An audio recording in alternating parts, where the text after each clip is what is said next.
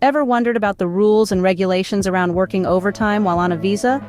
It's a common concern, and today we're going to break it down for you, clear as day.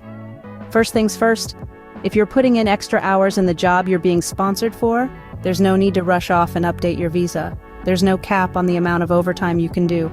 So, whether it's an hour or 10, rest easy knowing you're in the clear. What's more, you're not just limited to that one job. You can also work up to 20 hours a week in another job or even for your own business. The only condition is that you're still doing the job you're being sponsored for. Now, this additional work you're taking on, it must either be in the same occupation code and at the same level as the job you're being sponsored for, or in a shortage occupation. We're talking about roles in healthcare, education, and other shortage occupations. And what if you're feeling generous and want to do unpaid voluntary work? Go for it. Your visa won't stand in your way. But wait, what if you're planning to do more than 20 hours a week in another job or working in a different occupation code? Now that's a different story. You'll need to apply to update your visa so that you're being sponsored to do both jobs. This process involves getting a new certificate of sponsorship from your second employer, and including a letter with your application explaining that you want to change your current permission to stay. Now, if you're a skilled worker or Tier 2 general visa holder, you can undertake additional paid work as long as you're still doing the job you're being sponsored for.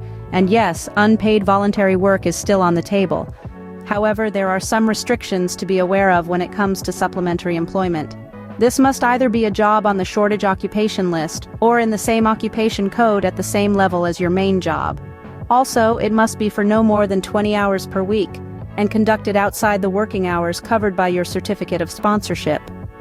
If your supplementary work meets these requirements, you're not required to inform the Home Office before taking on the extra work. So, to sum it all up, when it comes to visa and overtime rules, you have quite a bit of flexibility. You can work overtime in your sponsored job, take on additional work, or even do voluntary work, all without updating your visa.